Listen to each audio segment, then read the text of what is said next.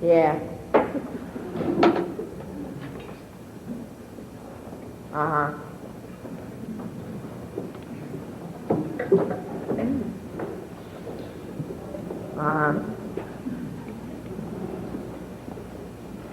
Fern. Fern. Can I ask you one question? No. Why did you write the checks when the money wasn't there?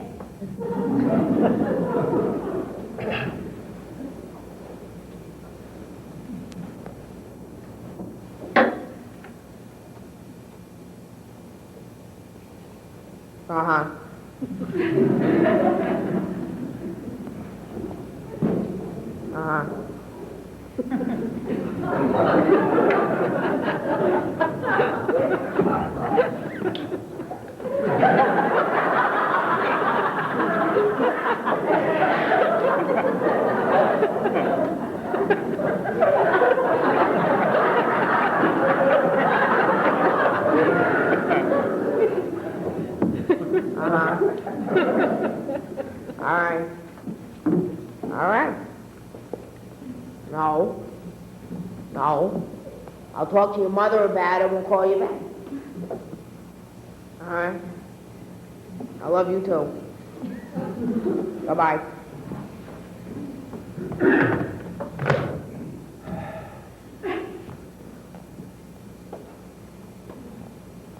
My oldest.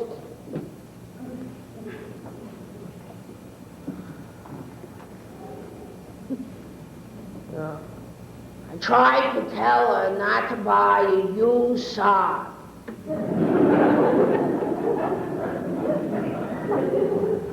She's the art, right?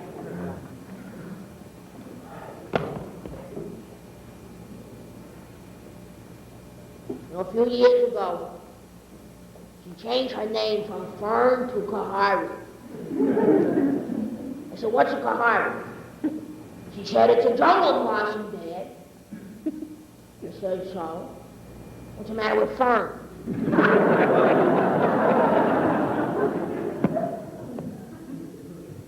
Then she decides she's not Jewish anymore. I said, what do you mean you're not Jewish? I'm Jewish. Your mother's Jewish. Of course you're Jewish. She says, no. She says, I don't believe in God anymore. She says, I worship the goddess now. And I'm a pagan witch.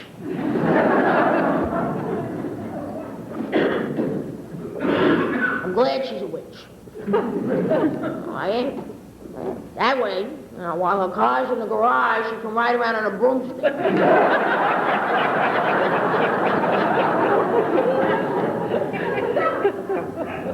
Then she calls. She says, Daddy, I'm in love. I said, terrific, right? It's not the first time. She says, no. She says, I'm so excited. She says, we're coming out to California for your 25th wedding anniversary so you can meet her.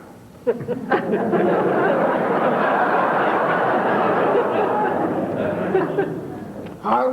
Who, her? She says, oh, you're going to love her, Dad.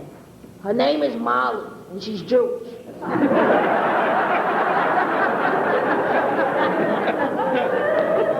said, I don't care if she's a rabbi.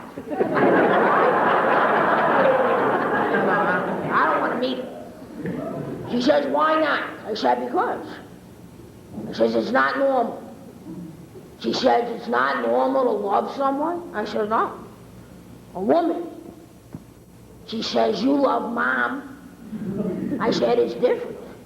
She says, oh, it's about sex. I said, I don't want to talk about it. She says, well, you enjoy having sex with a woman, why shouldn't I? I said, I don't want to talk about it. I hung up. Meanwhile, my wife has been listening to the entire conversation. She says, Mort, call her back. Tell her they can come. I said, absolutely not.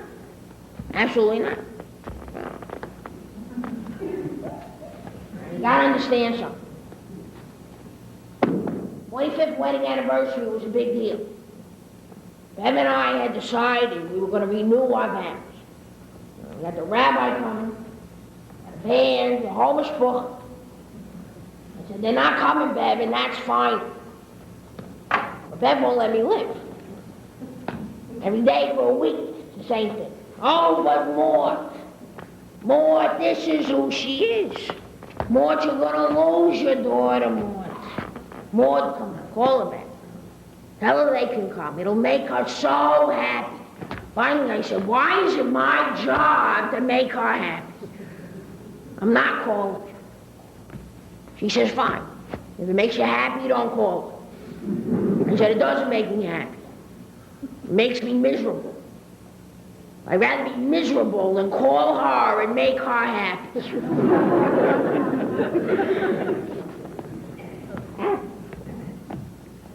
Tell you something, where I come from, happy was different. Happy was simple. I grew up in the Bronx. Gave me a stick and a ball, I was happy. If my mother made spaghetti, she put a fried egg on top with some ketchup, I was happy. I went to Queens College. I got married in Brooklyn. We had kids. We moved to Long Island. Every day for 20 years, I took the Long Island Railroad into the city at 6:59. And why they never made it to 7 o'clock? Came home on a 5:52. I had dinner. I had a bowl of ice cream. I fell asleep in front of the TV, and I was happy. I said, it's my party, Bev, and they're not coming. She says, it's our party. And if they're not coming, I'm not coming. I said, all right. All right. They can come. Under one condition. They can't touch. Fly out to California, and I meet Molly. She's a nice girl. For my son Joel, maybe. So we're talking, right? She says to me, Mr. Fisher, she says, how do you feel about me and Kahari? How do I feel? I said, to tell you the truth, I got a problem with it. She says, well, is it possible that it brings up your own homosexual feelings?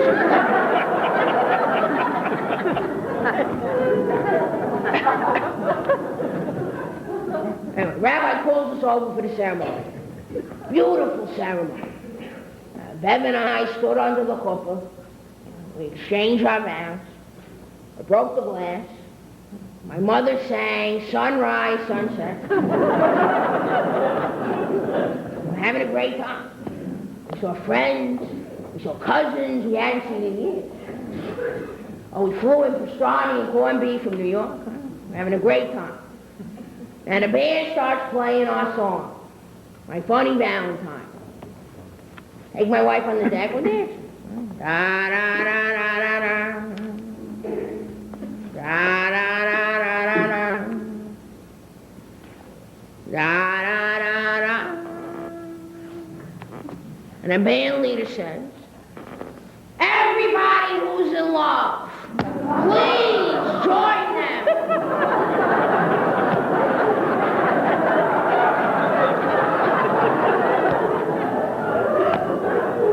I don't want to look.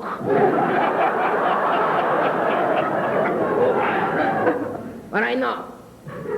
Everybody there is watching Molly dance with Kahari.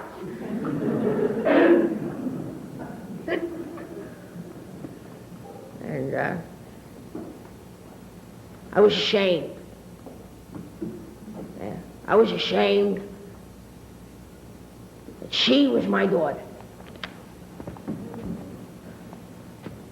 I couldn't talk to her for months, not for months. Not after that.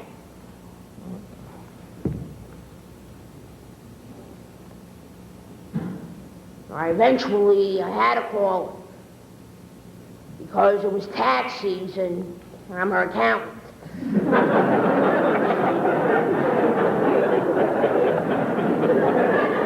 So I called her up. I said, hello, this is your father. Are you going to send me a 1099? She said, no. She said, I'm using H&R Block this year. That really hurt. I said, what did I do to you? Huh? Were your clothes not nice enough? Was the house not big enough?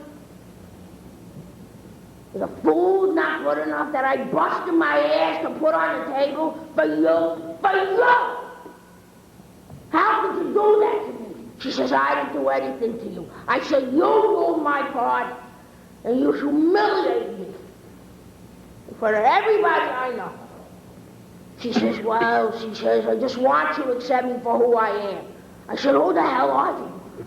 She says, I'm your daughter, and I'm trying to figure out what makes me happy. I said, why can't you be happy like a normal person? She says, what's normal? I said, you find a nice guy. You have a house in the suburbs and a couple of kids. She says, do you think that would make me happy? I said, I don't know. But it would make me happy. She says, why is it my job to make you happy?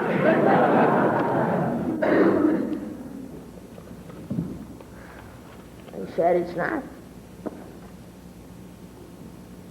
It's not. And I want you to be happy. Of course I do. You're my daughter. I love you. She says, no matter what. I said, no matter what. She says, good. Because I'm going to have a baby.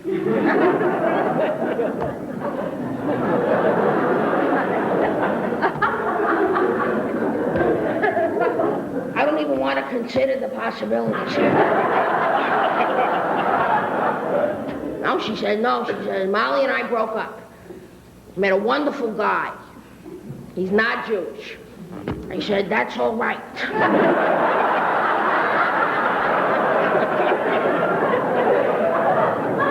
As long as you're happy. She says, I'm happy for now. She says, his name is Miguel. So let me ask you something. Are you doing this to me on purpose? She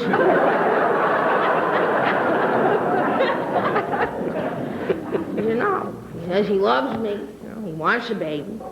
I love him. I said, all right. I said, what does he do? She said, he's a trans channeler. I thought it was cable TV.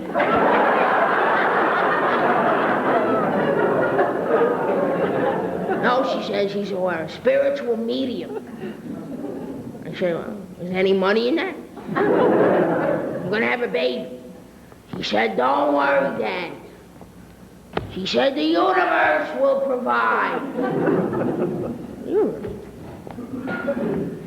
Would you like to see the universe?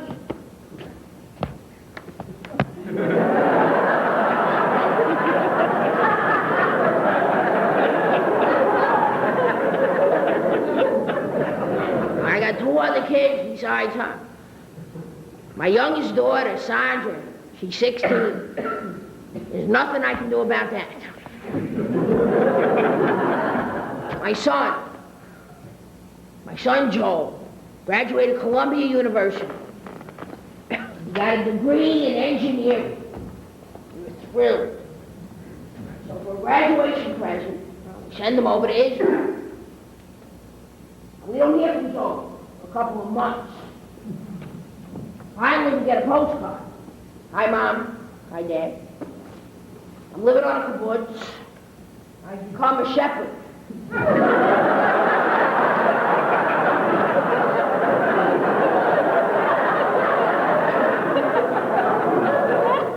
For $67,000. On the hillside, the harmonica and some sheep.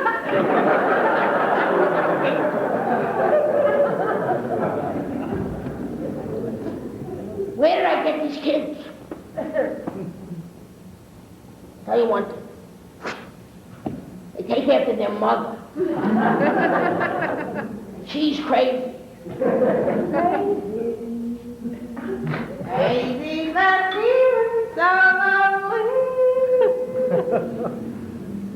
Crazy. I'm crazy but feeling so worried. Why should I let myself worry? Wondering what in the world did I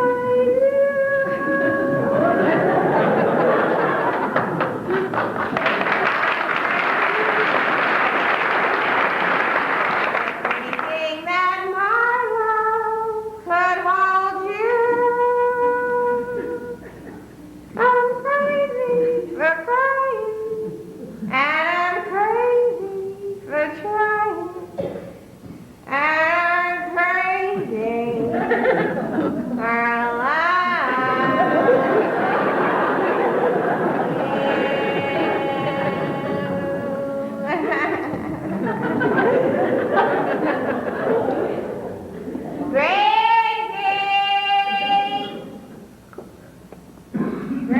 Brandy, come on, good boy, get down, no jumping, no jumping. Good boy, stay, good boy. I just got back from taking the dog to the chiropractor.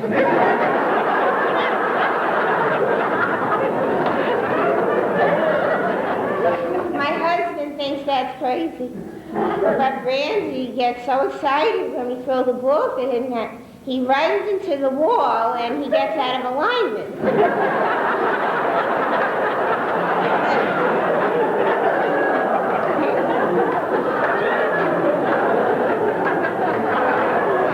I know, I spoil it, right? He's my only baby. My kids have grown up. My youngest daughter, Sandra, she's 16, and there's nothing I can do for her. Right? But once you're a mother, you're always a mother, right?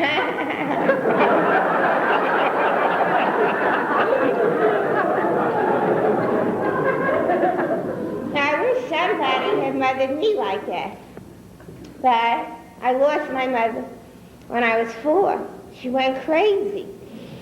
Yeah, they put her away, and I never saw her again. So I swore to myself, that I would be the perfect mother. And that's what drove me crazy.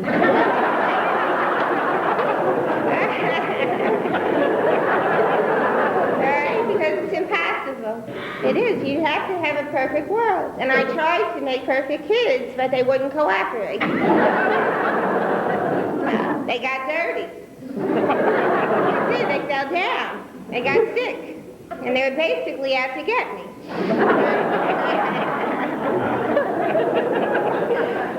So in 1965, I had a nervous breakdown. And it was the perfect time for me to go crazy. Because my husband had a good job. And we had major medical. So I took advantage of it. Not on purpose.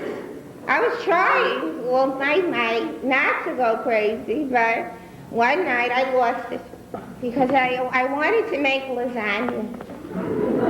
I went out. I got the right ingredients. I got fresh tomatoes, fresh mushrooms. I got 3 different kinds of cheese. I spent 3.5 hours in my kitchen, and it turns out like hell. I think the ricotta was bad. Anyway, the kids took one bite, and they said, "Mommy, this tastes horrible. We can't eat this." And I said, I spent 3.5 hours in the kitchen. I don't care what it tastes like. I don't care. You're going to eat it.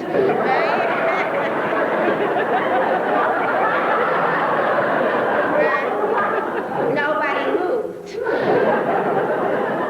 I said, all right, don't eat it. I'll just flush it down the toilet. I took the lasagna, the salad, the bread. I went into the bathroom. I dumped the lasagna into the toilet. I put the salad on top, and I took the baguette and I pushed it.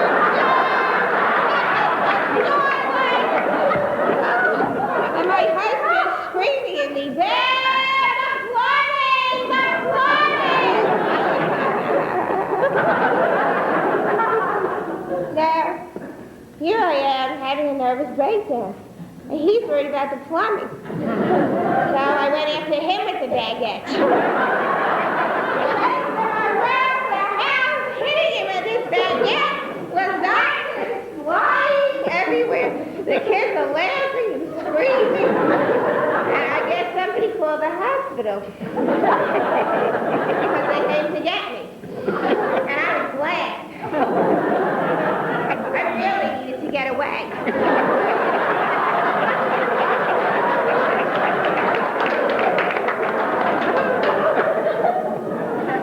So Moore came in the ambulance with me, and he's saying to me, "Dad, what happened to you? What is wrong with you?" I said, "Why are you calling me Dad?" He said, "That's your name." I said, "My name is not Bev. My name is Mary." He said, "Mary? Mary who?"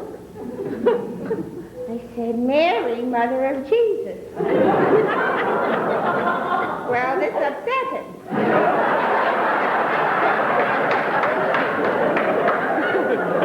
But I felt terrific.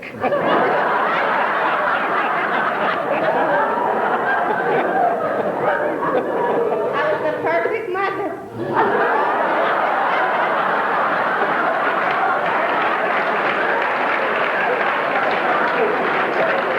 So I'm glad to get to the hospital because I know there are people there that really need me. So Moore's filling out my forms, and I go around laying hands on everybody to heal them. Nobody appreciated this. Especially this one man who thought he was Jesus. But I knew he was crazy because my son was Jesus and he was at home. But that didn't stop me. Because for the first time in years, I felt wonderful. And I went around that hospital singing, dancing, laughing. Then they sedated me. First they gave me Thorazine. And then they gave me shock treatment. 12 shock treatments. Certainly felt no pain afterwards. I felt nothing. But they kept us busy. They taught us ballroom dance. They taught us fencing. Taught us how to play bridge. You know what they did? They gave us bridge lessons on Monday and shock treatment on Tuesday. So by Wednesday, none of us could play.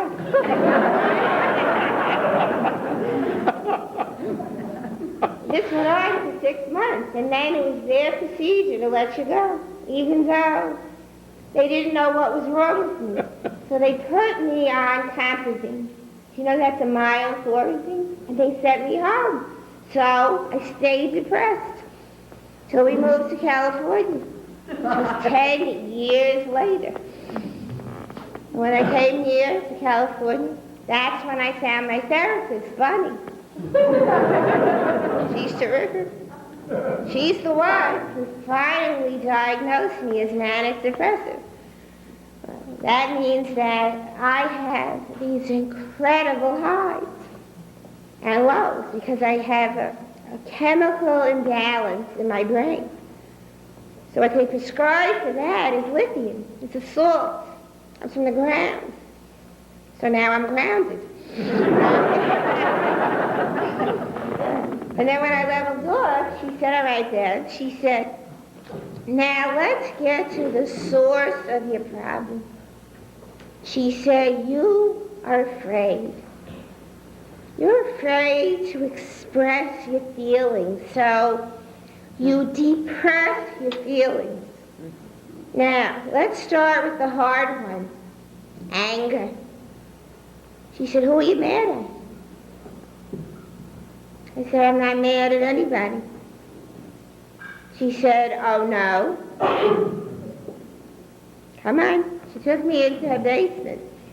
She had cartons full of plates. Empty plate. She said, take this, smash it on the floor and say, I hate my children.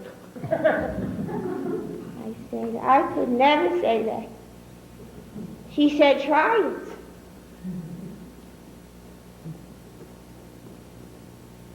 All right.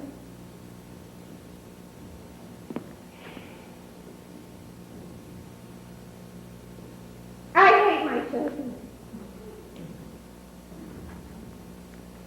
Let me have another one.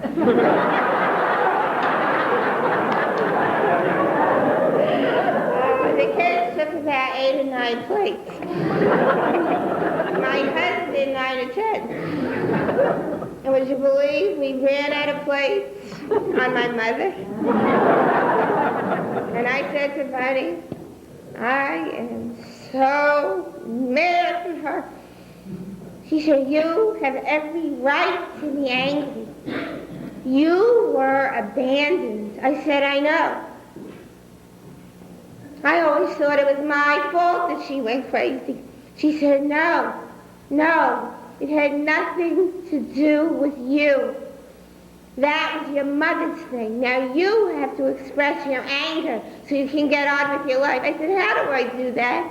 She said, confront her. I said, she's dead. She said, then go to her grave. I said, she was cremated. Her ashes are with my brother in New York. She said, well, let's get her out here.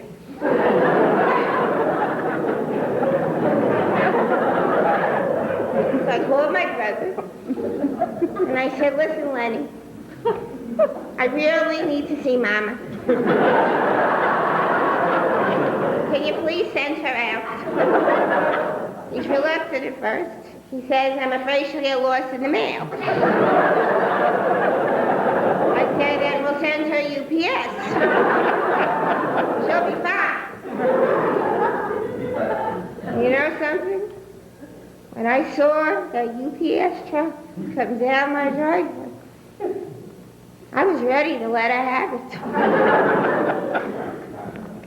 I took the package. I brought her into my living room.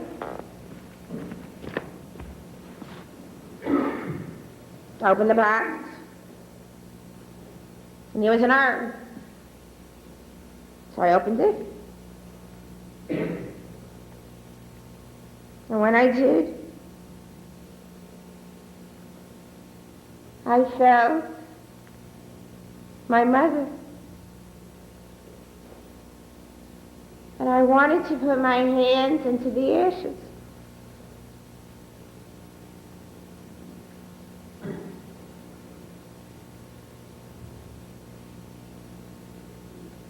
It wasn't really ash. It's more like gravel, little pieces of her bones. And I was struck with this tremendous grief.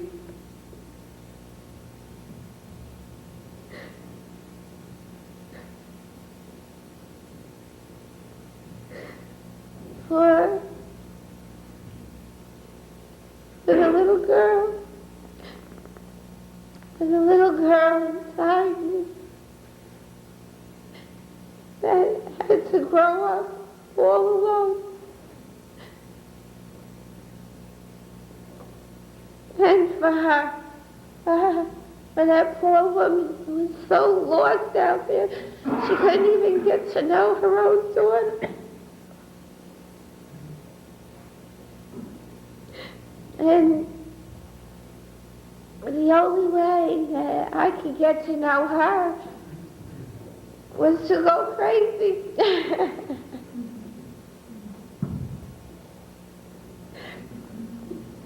And I realized that through all this time, and through the craziness, and even through death, that she was my mother.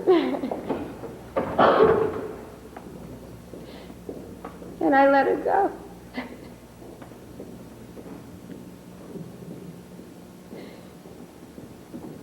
And I looked down, and my mother was all over the place.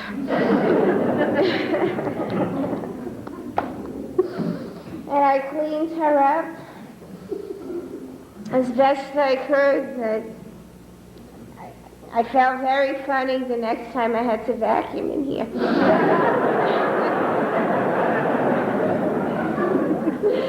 But what a healing. What a healing. Of course, I take one day at a time. I'm still on lithium. So, I'm not perfect, but I'm here. And I raise my kids, and they're terrific. My daughter Fern is an artist. My son Joe is in Israel. I might be right about him. And Sandra, well, we'll see. And my husband, God bless him, he stuck with me. And I'm in law school.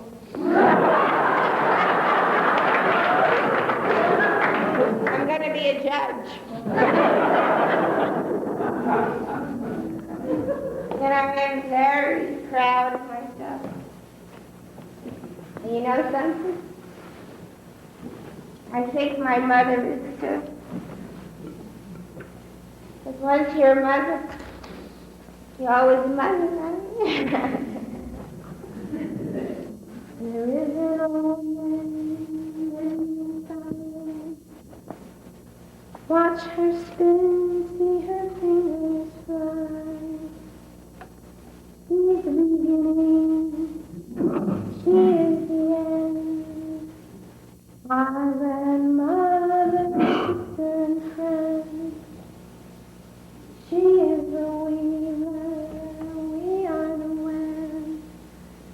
She is the needle, we are the thread. She is the weaver, we are the wind. She is the needle, we are the thread. Everything she touches changes.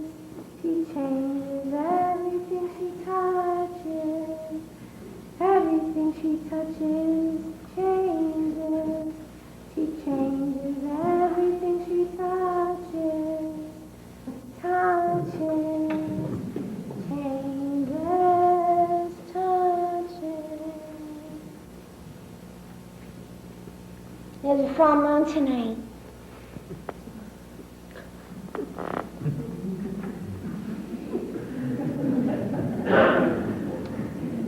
Did you notice? My friend Molly's coming over to celebrate. See, we both get our periods on the moon. So we're going to do a menstruation ritual. So you sit across from each other on the floor, and we both have hard-boiled eggs. And we cradle our eggs. And we chant. And we thank them. And we release them. And then we eat the eggs. And you know, since I've been doing this ritual, my PMS is virtually gone. And I don't know if it's the new respect I have for my body or just the extra protein I'm getting from the egg.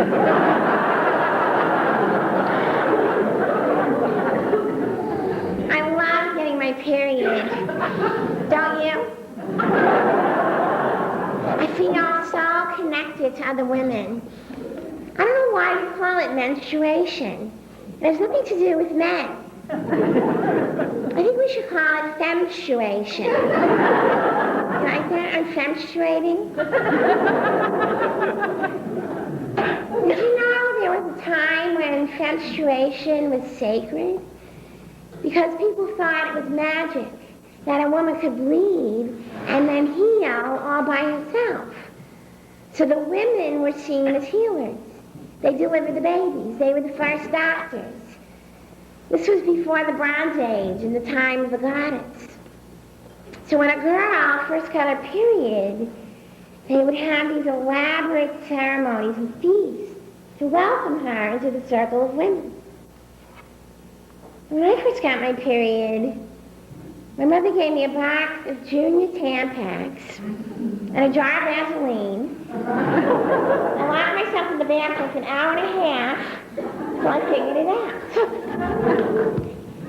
I hate Tampax and those pads. You know, I just want to flow.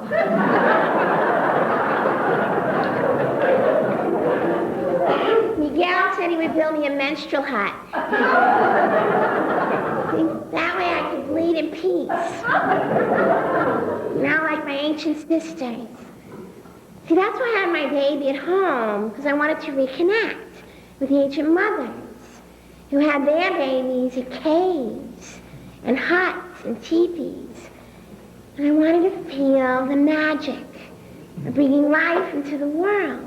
And I don't know if I can feel that lying on my back in a hospital, hooked up to a fetal monitor, with a doctor standing over me waiting to give me a C-section. You know, it took me the longest time to find a doctor who would let me have my baby at home. Let me. I found one. Paul DeGray.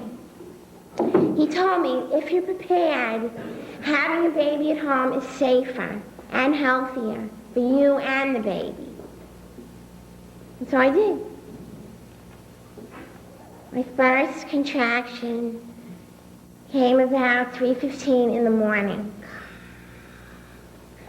How do you describe those things? You know what they're like? Did you ever stub your toe in the middle of the night on the metal part of the bed? Okay, imagine doing that over and over and over and over for about 12 hours. Because that's what they feel like. But the pain is right here. And it woke me up.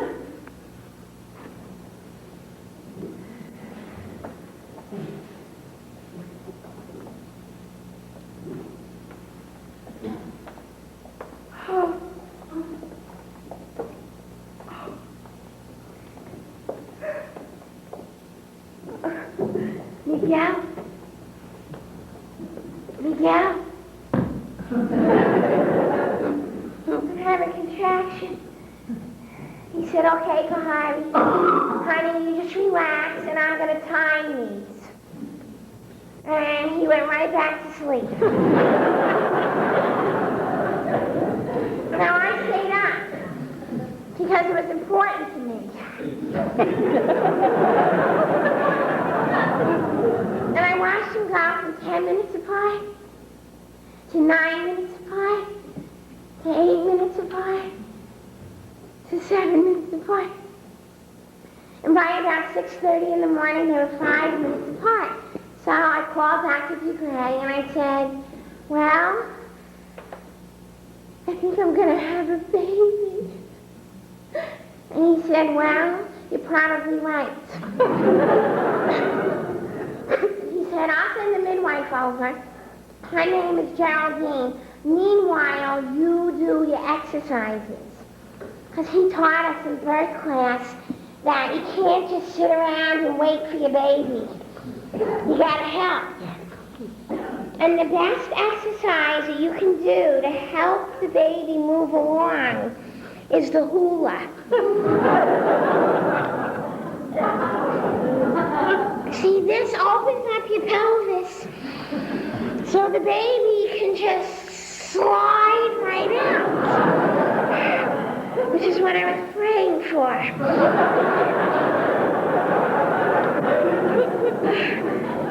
And then Geraldine arrived. She had all her equipment. She had one of those stethoscopes that are attached to a microphone. So when she found the hard tones, you could hear them. Come on. There.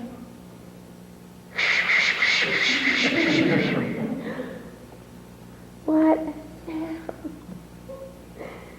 And then she felt for the position of the baby, and the head was down.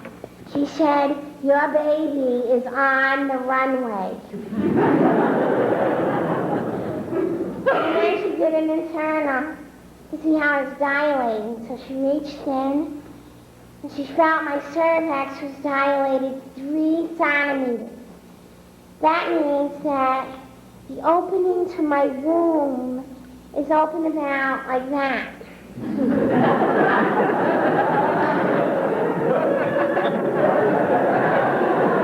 It's now open 10.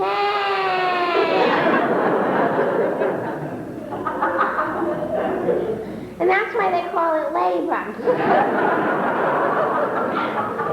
And then she said, Kahari, you look so beautiful today. And this is your last day pregnant. You know, you ought to have your picture taken. That's all right. Okay, I'll just run right over to Sears.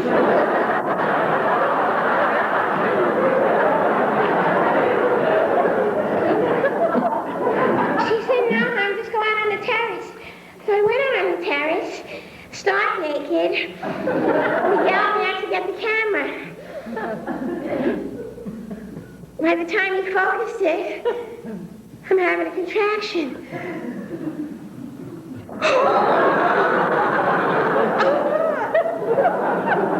Don't take it.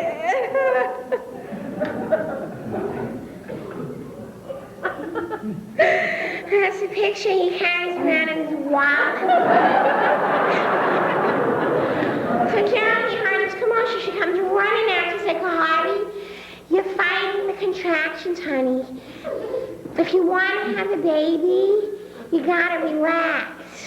Okay, when you feel the contraction coming, I want you to take a deep breath and say, oh, well.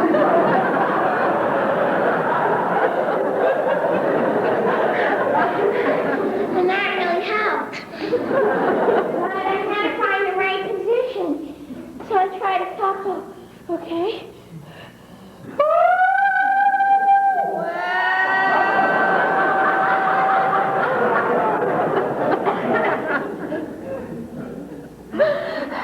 Not great. It turned out my favorite position was when Miguel was standing in front of me and I could put my hands around his neck. And I can let go of all my weight. Ready? Okay.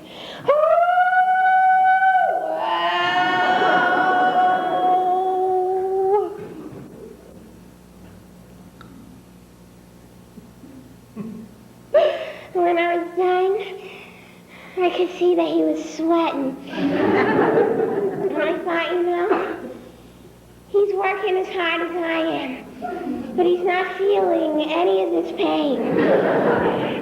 And the only way he would is if I got down and bit him on the testicles.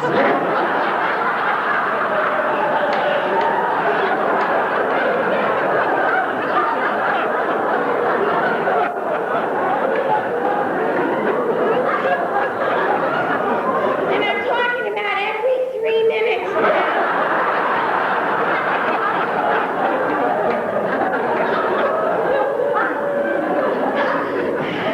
And then my best friend Molly arrived.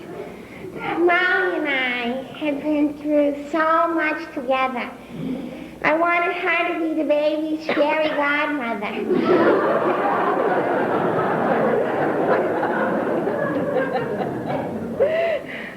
And then my parents arrived. And when my father walked in and saw me standing there naked next to Molly, he walked out. So Molly and my mother held me up because Miguel was tired.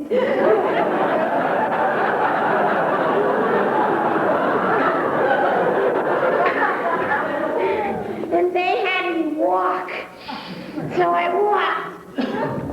I walked about 6 miles to my living room. And Molly put cool compresses on my forehead.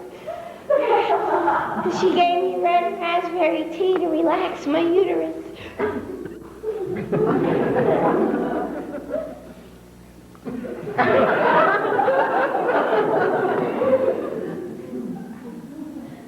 And I looked at my mother and I said, "You did this for me. Thank you."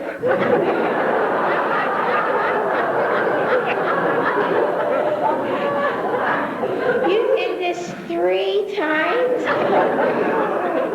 You were crazy.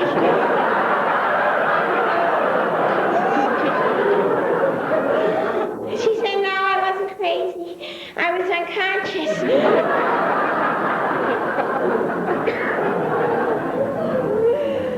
And then Dr. Ducray arrived, and I was so happy to see him.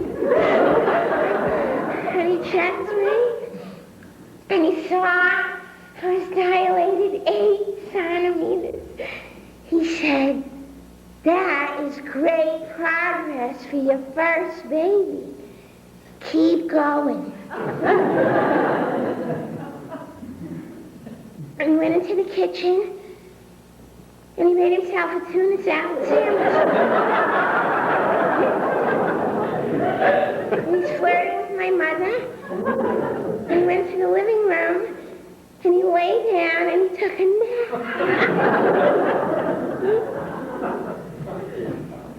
8 centimeters. Well, that means I'm in transition. Oh, it means the baby's head is coming through my pelvis.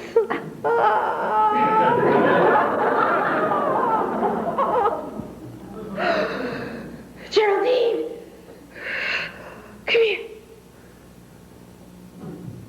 I changed my mind. I don't want to have a baby.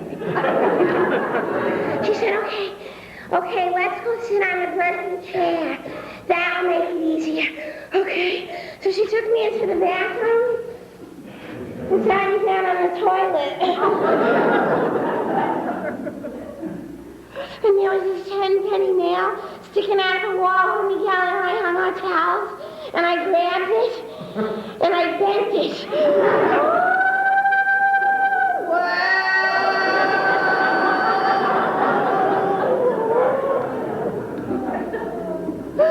And I realized at this time why women die in childbirth. It's preferable.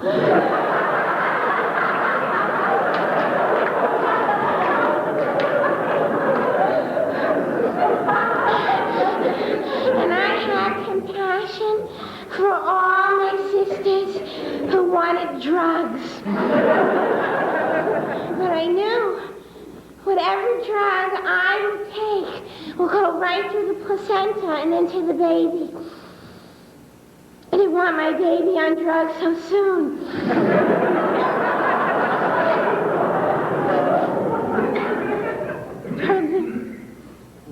I really can't take this. She said, well, if you can't take the pain, just leave your body. I said, okay, bye.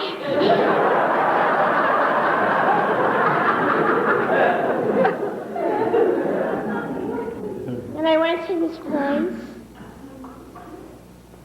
It's right at the center of the pain. And I saw lights and color and wheels. And I could hear my baby's heartbeat and my heartbeat. And somebody touched my knee. It was Miguel. He said, I love you, Gary. And I said, you son of a bitch. Look what you did to me. And I went back to my place.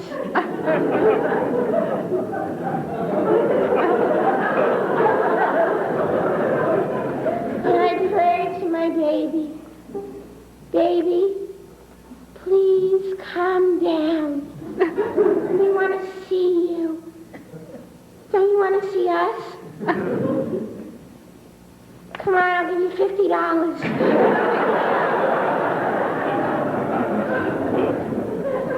Geraldine came in. She said, I need to check you. Okay. She reached in and she said, I can feel that. Would you like to feel your baby's head? Yes. So I reached into my body.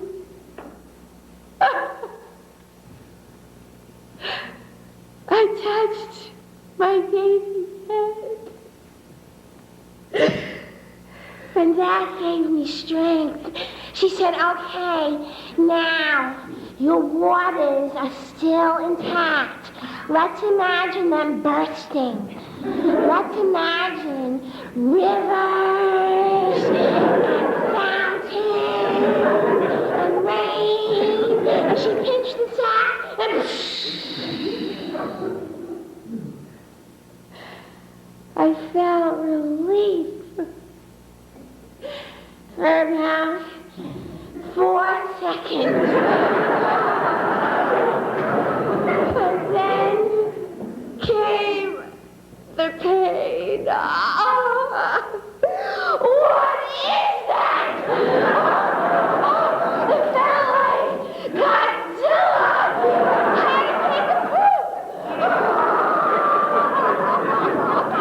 But I'm holding it for him. She said, okay, labor's over. Where would you like to deliver? What? You mean I gotta get up? She said, yeah, and I want you to hula.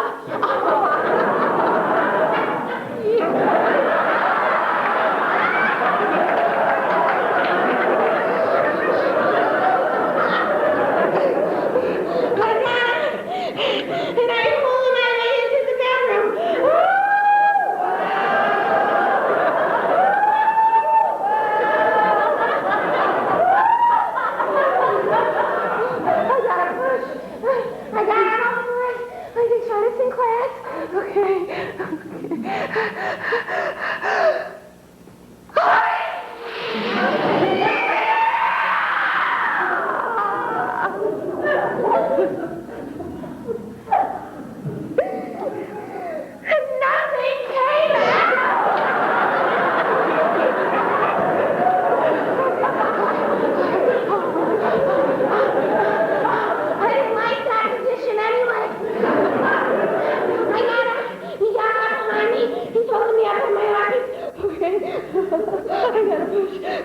Shit! This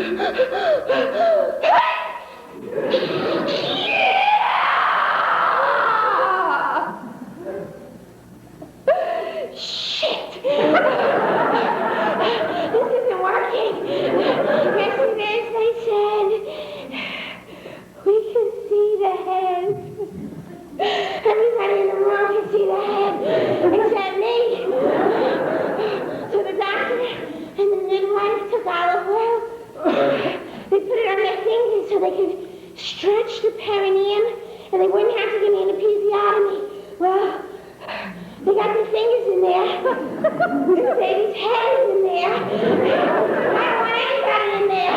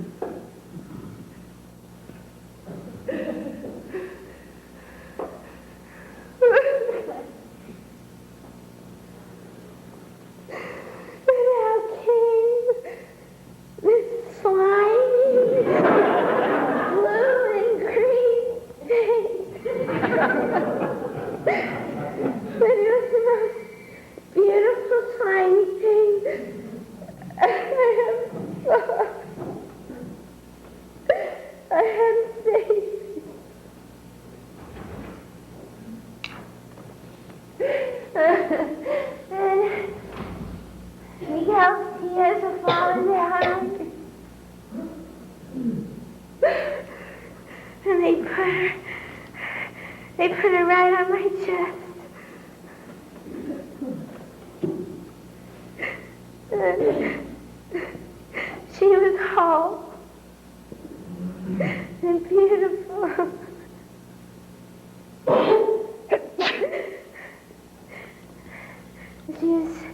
She was still attached to the cord, so she could get used to the new environment. And they cleared her throat, and she took her first breath. And you know something? I didn't love her right away. I just felt relieved that we were done.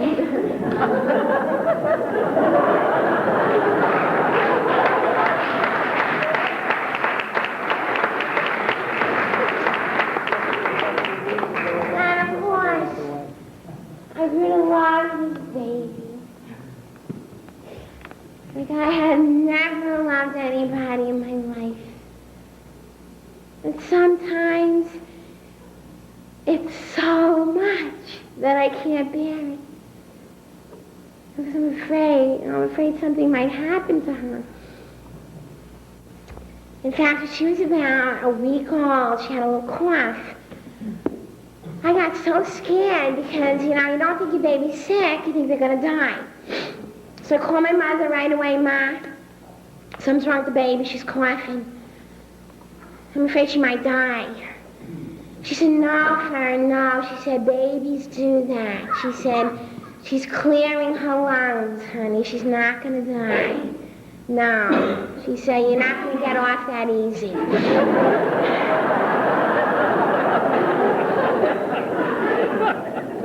She said, you're going to have to raise that baby. You're going to have to go through it all. Diapering, teething, toilet training, chicken pox, elementary school, and one day she's going to go to high school. You remember high school, don't you, Fern? And I said, high school?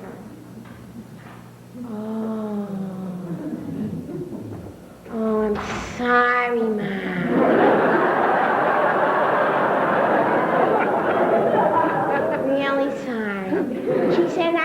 she said, remember what I said to you when you were in high school?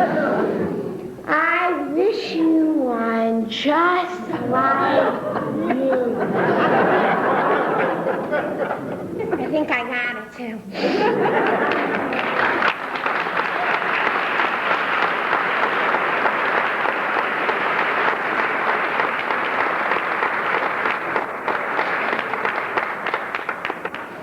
Okay, I'll pick you up. You can have a little more titty, and that is it. You're 3 years old. Now look at your room. It's a mess. Who is going to clean this up? Me. I'm sick of it. Every day, it's the same thing in this house. Sandra, did you do this? Sandra, did you do that? Sandra, Sandra, Sandra. No? If I could get 1 minute of peace and quiet in this house, it'll be a miracle. A miracle.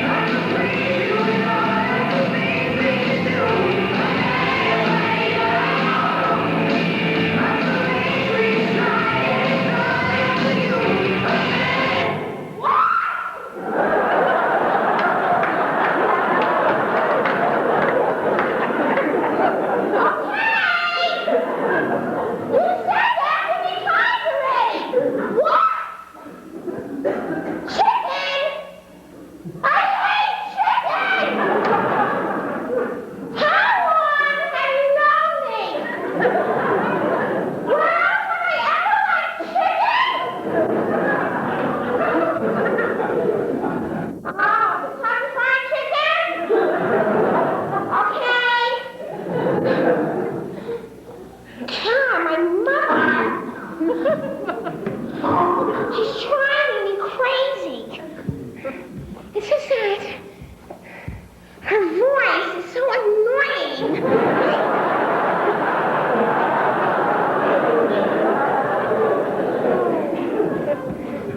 We're having the biggest fight because it's my job to load the dishwasher, and she wants me to wash the dishes before I load them. So I said to her, why? Now why do I have to wash the dishes if it's a dish washer?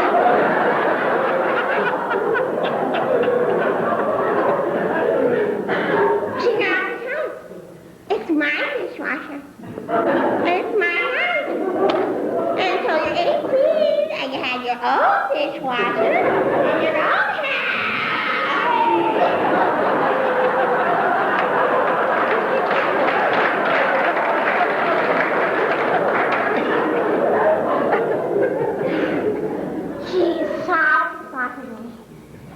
Can't believe it. She found my pot.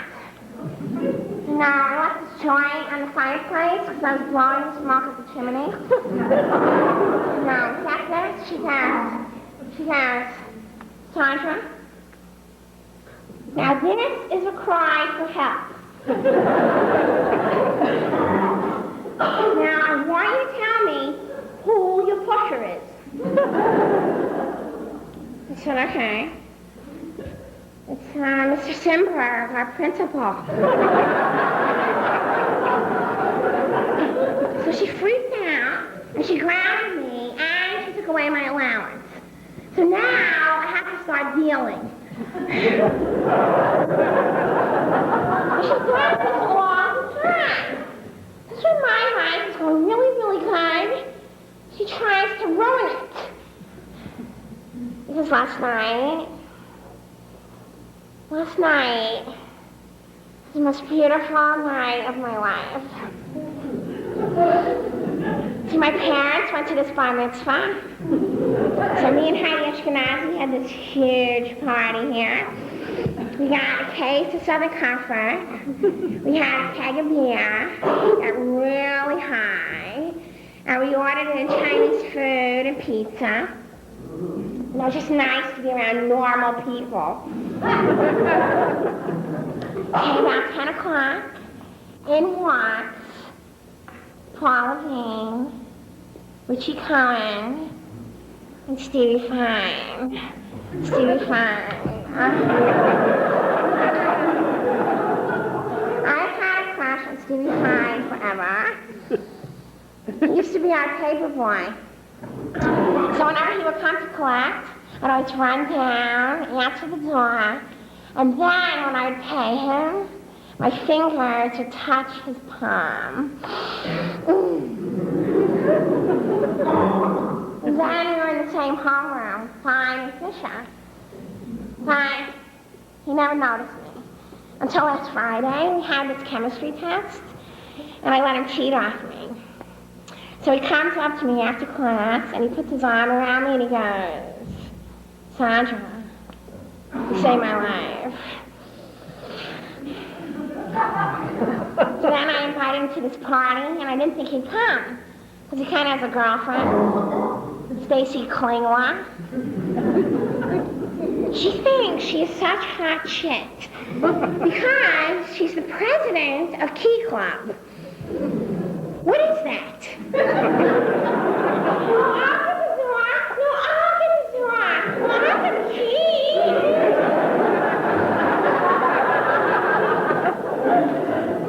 She's so skinny. She makes me sick. When she finds out what happened last night, she's gonna die. Stevie said he would call me today.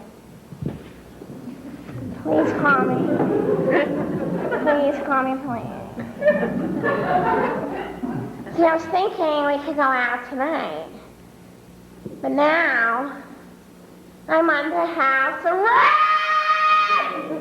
Because they don't know what to do with me! You know what Miguel told me? Miguel told me that I chose this family. Okay, if I chose this family, then I must have had brain damage in my past life. Sometimes they treat me like a slave. Do you know that I do everything in this house? My mother does nothing. All she does is go to work, come home, and cook dinner. That's it. All right, now she goes to law school, big deal. I go to school, but I'm the one who has to vacuum this entire house. And there's carpeting everywhere, and she wants all the lines to go one way.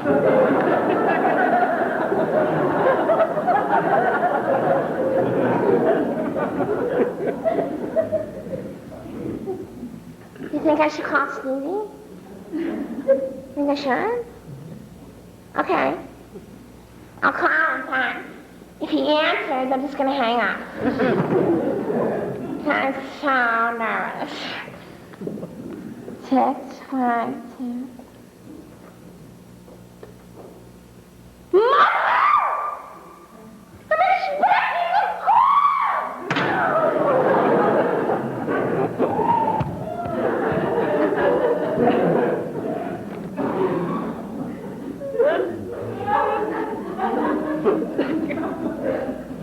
Do you see how she is?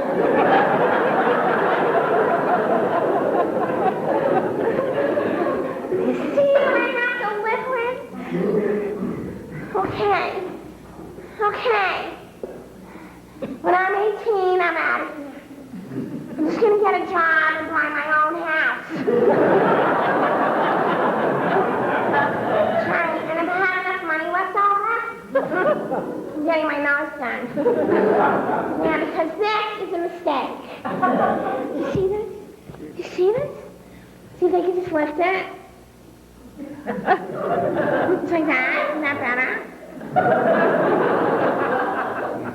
I'm having my boobs reduced because these are frightening. This is from vacuuming.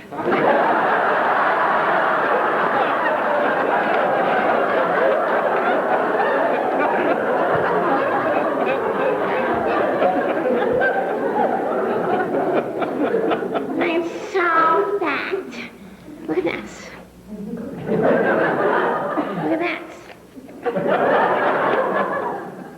It's disgusting. But I figured out it's a really great way to lose weight. See, I can eat whatever I want. I just throw up afterwards. And I've already lost 6 pounds. And I'm going to lose 25 more. And then I'll be so skinny. My life will be perfect. And then I'll have a boyfriend. I gotta have a boyfriend. Stevie was my boyfriend. We had the best time last night. See, we're all hanging out, and Stevie comes over to me. And he goes, Sandra, do your parents have any pills? And I said, sure. So I took him up to my mother's bathroom. We took her lithium. Then, in my parents' bedroom, he pushes me down in the bed, and he goes, so Sandra, you ever give a blowjob? I said, sure.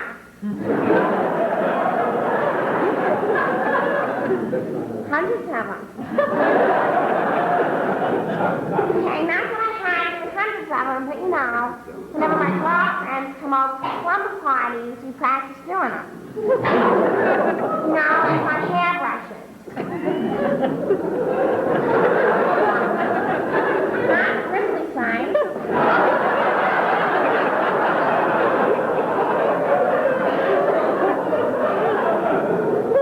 Okay, but I really didn't feel like it, so I said, Stevie, you know, I'd love to, but I'm on a diet.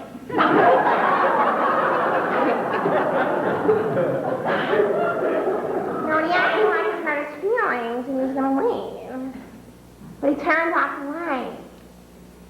He comes over, and he gets on top of me, and he starts undressing me.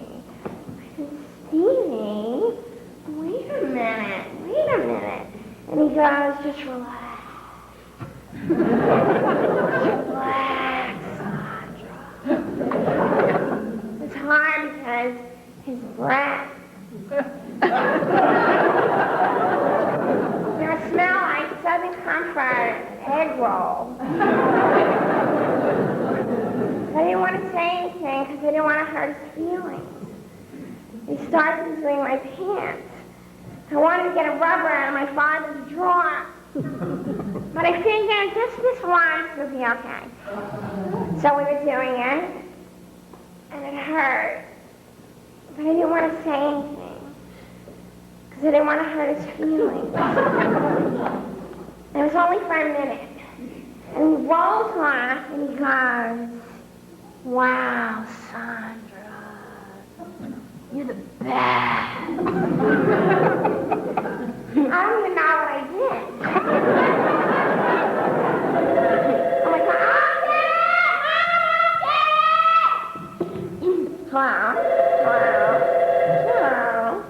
hello, that's good.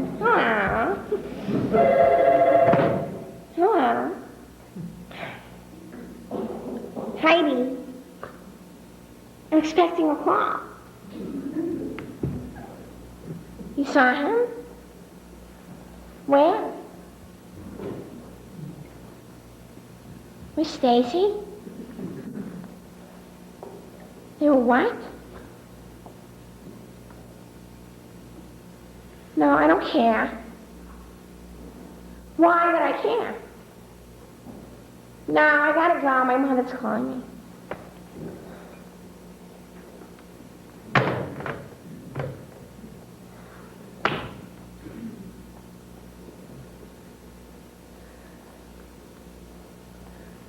I hate Stacy Klingler. What's wrong with me?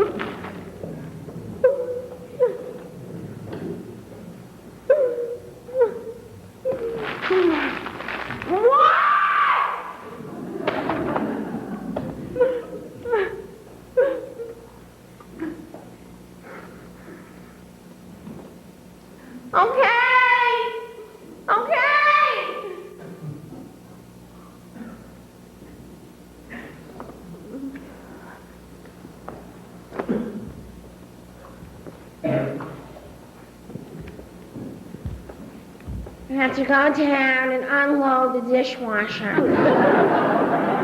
and dry the dishes. You must remember this. A kiss is still a kiss. A sigh is but a sigh.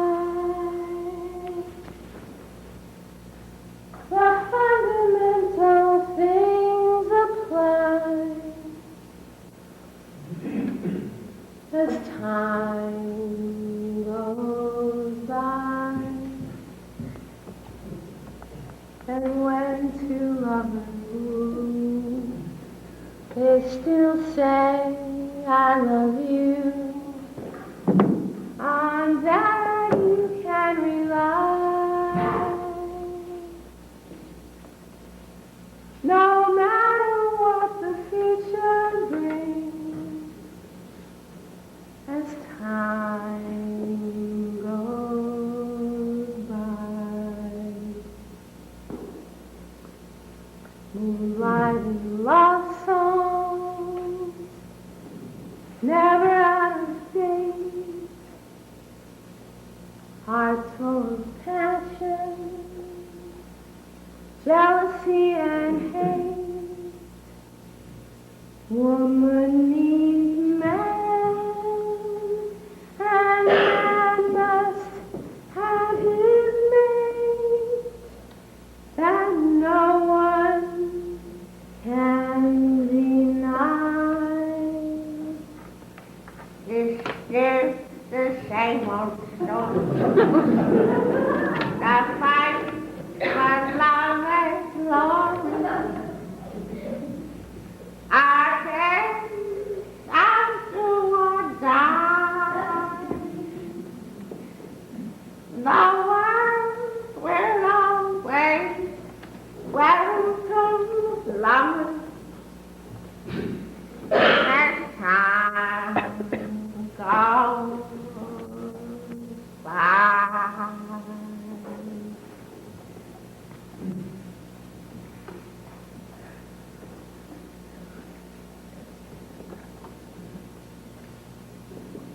Oh, God.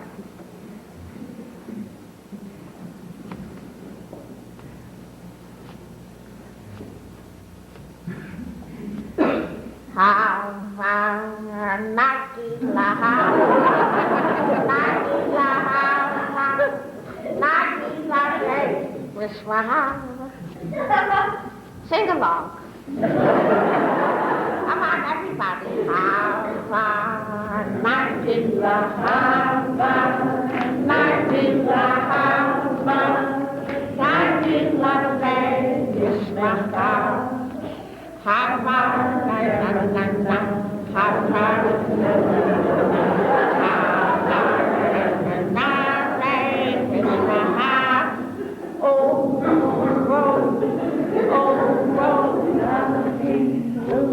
aren't you all Jewish?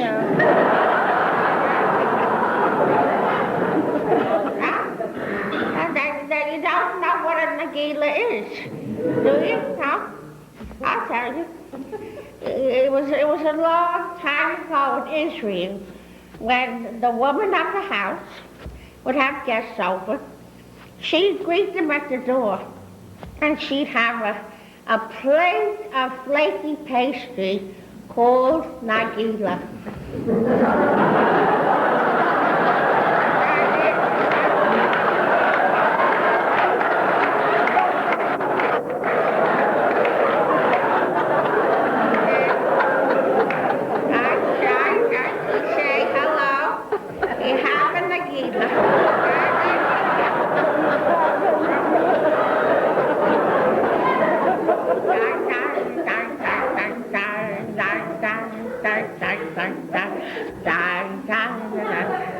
I love that song.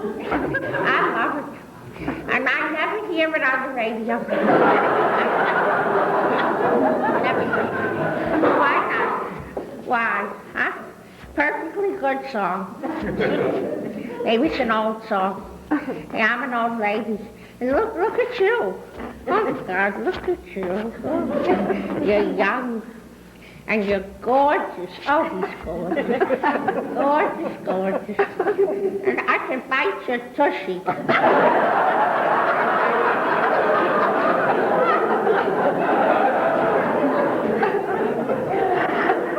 I used to be gorgeous. Not no more. No, my face is all for schmutz. And my boobs are saggy. You know, they look like those dry salami. Hanging in the deli. And I got awful gas. Awful gas. Now, just this morning, Milton was in the shower, and I was in the living room. And I farted. And he said,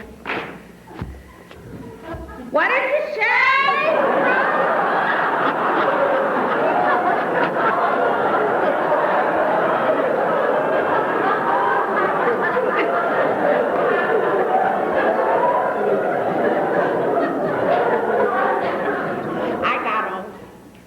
I got old. I did.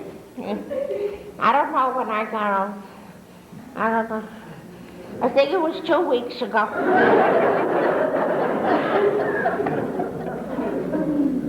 Oh, God.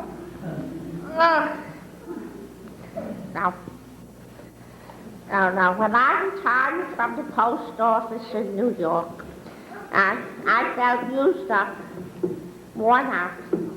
And so my son Mort, he said, Ma, you're coming to California. So I came here. And that's how I met Milton. Yeah, I met him at a senior citizens luncheon. Yeah, we were sitting at the same table, and he was telling these awful jokes. He said, "What's a dentist's favorite song?" I don't know. Fillings.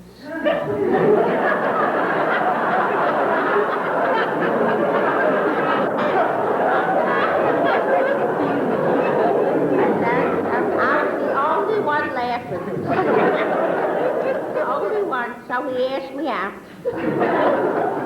And he took me to see, was it Pee-wee's Big Adventure. I thought the picture was silly, but he loved it. And that's when I fell in love with him. So we started spending every day together. And eventually, every night together. Oh, yes. Yes, we are sexually active. But it's nothing like the movies. I don't know, but our sex is awkward. Hey, you're on my hair.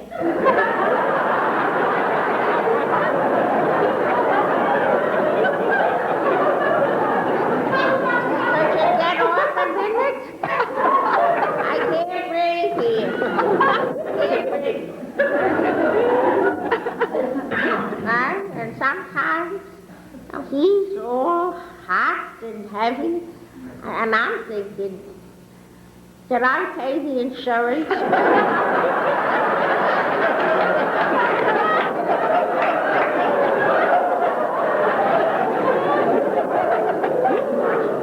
Well, your mind wanders. He knows right away. He says, Rose, where are you? And I say, Rose isn't here right now. I could take a message.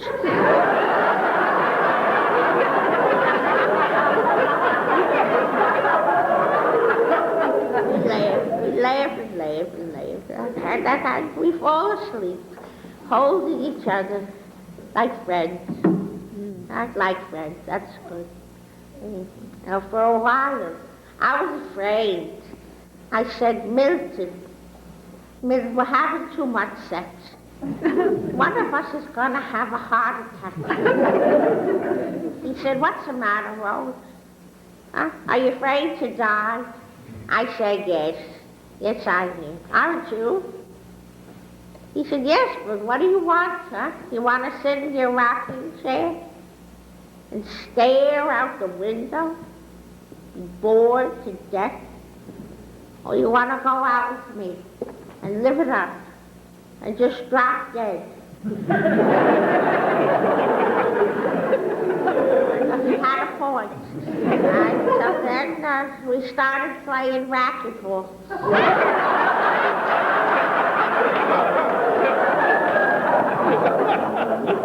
No, we don't compete. We're very glad when the other one gets to the ball.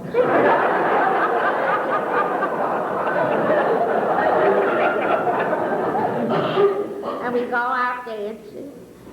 We go to dinner all the time. He always orders dessert. He says, life should be sweet. That's true.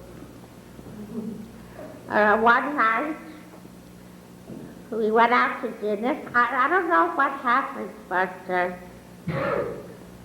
I wet my pants. I was so embarrassed and upset. And he said, Rose, what's wrong? I said, Milton, I wet my pants. He said, I didn't know you were having such a good time.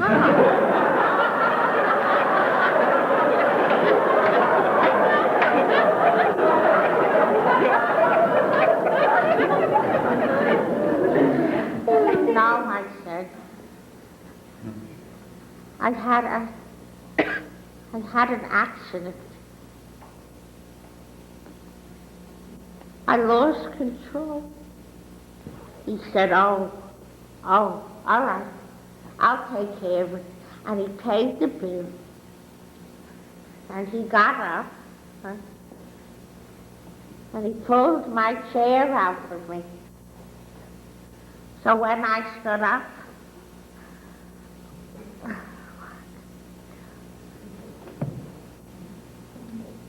oh, God, no one could see.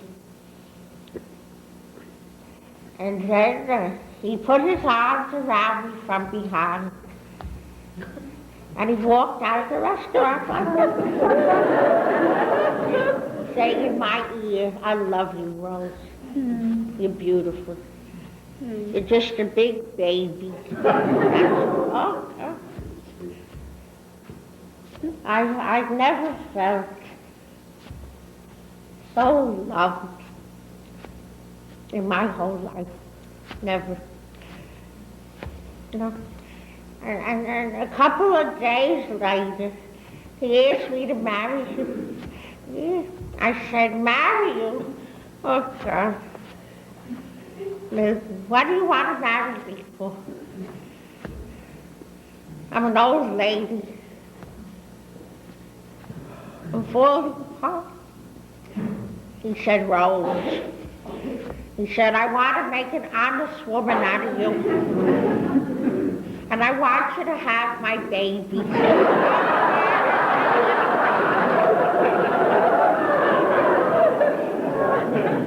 He's a nut. I married him anyway. Yes, we got married at the La Jolla Bridge and Shuffleboard Club. Yes, right on the coast. It was beautiful. Beautiful. We had a band, and we had a gefilte fish swan.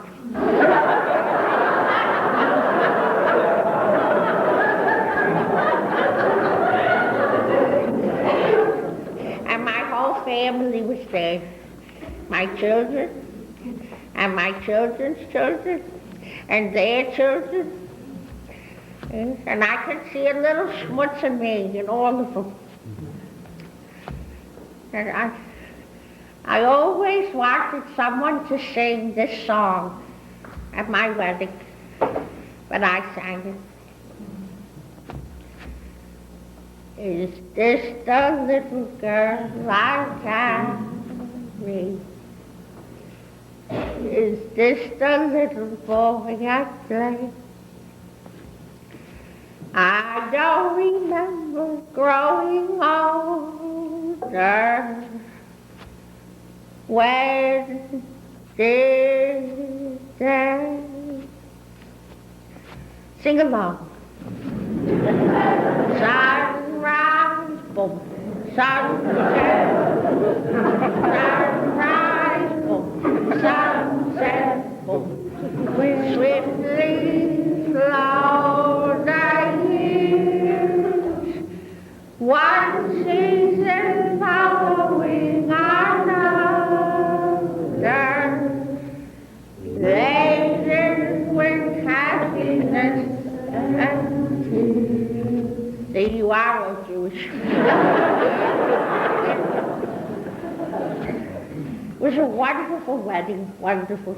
And we sang and we danced and, then there was a fight. Yes, Maud said something to Miguel.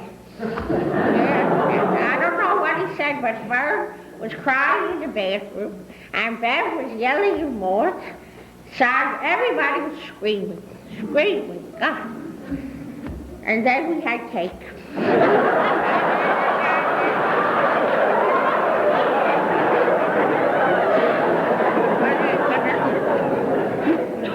Well, that's family, right? And no matter what you do, you can't get rid of them. You can't, right? My father, he's dead 50 years. But I can still hear his voice in my head saying, Rose, if you can type, you always have something to